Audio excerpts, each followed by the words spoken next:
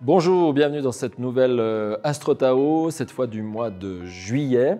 Alors je vous rappelle, pour celles et ceux d'entre vous qui ne connaissaient peut-être pas encore le principe, l'idée générale de cette Astro Tao, c'est de voir un peu quelles sont les influences de la temporalité, un peu la météo temporelle énergétique sur nous pendant la période du mois de juillet.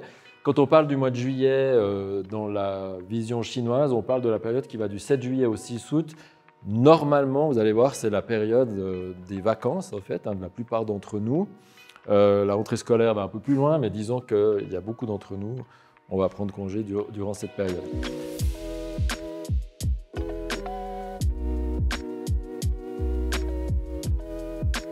Alors, on va regarder un petit peu de nouveau différentes choses. Je vous rappelle toujours la couleur de l'année qui est ce dragon de bois. On a de la terre qui s'oppose à du bois ou du bois qui s'oppose à la terre. C'est une année un peu qui peut être assez tonique, un peu peut-être conflictuelle ou paradoxale. C'est l'année un peu des paradoxes ou de la gestion des paradoxes. Et ça, c'est la toile de fond avec un élément central qui est une terre yang, heureusement accompagné de deux éléments un petit peu plus doux de part et d'autre, qui sont du bois yin et de l'eau yin. Mais globalement, c'est quand même c'est un dragon de bois, c'est un élément fort. On voit deux éléments forts qui s'affrontent et des paradoxes. Et ce qui est intéressant, c'est qu'on va retrouver ça un peu ce mois de juillet dans aussi, surtout l'hexagramme. Par contre, qu'est-ce qu'on a dans la temporalité du mois? Je vous rappelle le mois. On a donc l'année qui est la temporalité de fond, c'est un peu la fondamentale. C'est comme si vous faites du chant diphonique tibétain, vous avez la base qui est l'année. Alors elle est tout le temps présente, mais ce n'est pas elle qui va donner vraiment le groove ou le rythme. Le rythme, c'est le mois, et le mois, c'est l'élément prépondérant de l'effet de la temporalité, parce que vous voyez bien que si vous êtes en janvier ou en juin, ce n'est pas l'année 2024, 23, 22 qui va beaucoup changer la toile de fond, mais c'est plutôt ce que vous ressentez directement en termes de température, d'effet sur vous, c'est la temporalité de la saison et notamment du mois. Donc ça, c'est très important. Alors qu'est-ce qu'on a ce mois? On a une chef de métal, mais c'est en fait une branche. On a un tronc céleste qui est ici métal in. Donc, on a une information céleste qui va dans le sens du métal in, c'est-à-dire du discernement, de la précision, du sens de la valeur, peut-être un tout petit peu du sens trop grand de sa valeur éventuellement, suivant comment on est éclairé ou pas, du besoin justement de briller. Il y a beaucoup de choses qui sont apportées avec cette information-là et qui vont venir peut-être nous questionner. Et puis, associé à ça, Wei, la chef qui est aussi une terre in, on retrouve ici, vous voyez, ça c'est un cheval de Troie. Dans ce cheval, on trouve 3 troncs et vous voyez que on va dire, on est dans une tonalité in ce mois et vous allez voir pourquoi c'est important quand on verra ça. Parce qu'il n'y a pas d'élément yang qui nous incite à de l'action. Donc ça va bien avec les vacances, parce que l'idée générale, c'est qu'on se pose un peu, on réfléchit un peu, on se régénère pendant les vacances. Et tant mieux, la temporalité a l'air de dire je te soutiens dans ce projet-là. Alors on a de la terre qui vient directement nourrir le métal, ou on peut le voir à l'envers, ça dépend où on met le primum movens, si vous voulez. On peut dire que le métal vient ensemencer la terre. Parce que, d'une certaine manière, bien entendu, la terre produit le métal dans le cycle des 5 éléments, mais qu'est-ce qui donne de la valeur à la terre? C'est le métal qu'il y a dedans. Donc c'est un rapport qui est mutuellement bénéfique. Et quand on voit les deux là, c'est un moment, ce mois de juillet, pour s'interroger profondément sur le sens de sa propre valeur, en fait. C'est vraiment l'ordre du ciel, c'est réfléchir au discernement ou à la clarté sur ta propre valeur. Parce que le métal in en particulier, c'est associé aussi à l'or, donc à la préciosité, si vous voulez. Donc la question, c'est ça. Le ciel nous dit, hey, interroge-toi sur ta propre valeur intérieure et je te donne les moyens parce que la terre va te produire cette valeur-là ou la soutenir, ça va être un moment où cette valeur peut être soutenue aussi par le mouvement de la temporalité. Donc, et ce qu'on voit, c'est qu'on a une terre yin en toile de fond, ici, avec un mouvement créatif qui est du bois et du feu qui vient doucement aussi éclairer ce métal, parce que le métal, s'il n'est pas éclairé, il est terne. Hein, c'est rare que vous voyez un métal en lui-même qui brille. Par contre, il brille s'il est éclairé par du feu ou du soleil ou n'importe quelle source de lumière. Donc c'est intéressant parce qu'on a ici du bois yin qui nous fait penser à une sorte d'une manière de se réinventer, trouver de la nouveauté, trouver des nouvelles idées. Alors, en général, c'est propice les vacances pour ça. On a besoin de se poser pour qu'on ait de nouveau envie, que la libido globale se mette en route pour qu'on ait envie de créer des nouvelles choses. Et on a un feu doux, là, ici, qui est yin, qui vient doucement produire cette terre, qui elle-même vient produire le sens de la valeur intérieure. Donc, on a une très jolie temporalité, absolument compatible avec les vacances, mais qui vient travailler aussi sur une forme de discernement avec ce métal yin qui peut aussi avoir un côté tranchant, voire parfois un peu autodestructeur, si vous voulez. Et vous voyez que ça tranche un peu, enfin, on a besoin ici de l'hexagramme pour éclairer, pour préciser ça, parce que ce qu'on voit dans l'hexagramme, vous voyez tout de suite, c'est le conflit. Alors, ça veut dire quoi? Est-ce qu'on va se chamailler pendant toutes les vacances avec les conjoints, conjointes, la famille ou n'importe qui on est? Non, pas du tout. C'est plutôt un truc interne. D'abord, on est dans du yin, donc on est dans un truc qui est introspectif et qui ne nous incite pas à des actions externes. Alors, pourquoi on dit que c'est le conflit? Parce que vous avez Tien, en haut ici, le créateur, qui a un tropisme montant. C'est discutable, parce que comme il a un tropisme qui est centrifuge, il va aussi dans tous les sens et d'une certaine manière, il ensemence aussi vers le bas. Mais bon, bref, dans le I Ching, ils disent qu'il a un tropisme montant. Et en dessous, on a Kan Lo, qui, elle, a un tropisme descendant. Donc vous voyez qu'on a deux protagonistes, on va dire, qui veulent partir dans des directions opposées. C'est pour ça qu'on dit qu'il y a conflit. C'est que les intérêts divergent, on pourrait dire. Qu'est-ce que ça dit de nous à l'intérieur? Eh bien, ça vient parler des conflits internes qu'on a entre peut-être différents personnages de nous-mêmes qui ne veulent pas les mêmes choses. Et notamment, ici, vous voyez que quand on met chienne, il y a toujours une idée de grandeur.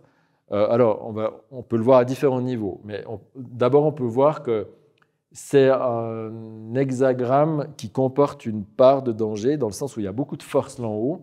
Et là, avec l'eau, il y a tout ce côté un peu sombre, manipulateur de ce qu'on peut être parfois. Et si vous associez manipulation avec beaucoup de force, vous voyez qu'il y a une force de destruction possible à l'œuvre. Alors la question, c'est comment on peut retourner ça en autre chose? On peut le voir autrement. Tien, c'est nos aspects nobles à l'intérieur de nous. Les aspects de nous qui aspirent à des grandes choses, à des belles choses, qui sont justes, qui sont droites, qui ont le bon côté du métal. Ici, Kan, eh bien sûr que ça peut être nos petites combines intérieures, nos louvoiements, les trucs qu'on veut faire en cachette, les petits larcins intérieurs qu'on fait entre nous et nous, ce n'est pas forcément vers l'extérieur, les mensonges, les choses cachées, enfin bref.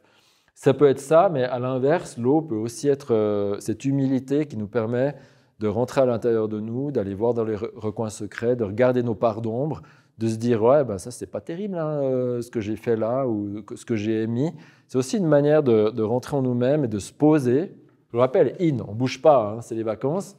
De prendre le temps d'aller regarder nos petites combines intérieures pour essayer d'aller vers notre propre grandeur, en fait, et de se dire « non, écoute, ça, j'accepte plus de moi, c'est en dessous de ma dignité, en fait. » Voilà, donc c'est un très bon, et on voit ça avec le discernement du métal ici, qui vise à nous tirer vers notre propre préciosité, vers notre valeur intrinsèque profonde. Mais pour ça, ça nécessite, si on veut aussi la manifester à l'extérieur plus tard, ce n'est pas le moment maintenant, c'est in. Mais plus tard, il y aura certainement un élément yang qui va nous demander de sortir cette valeur intrinsèque ou de montrer notre aspect noble.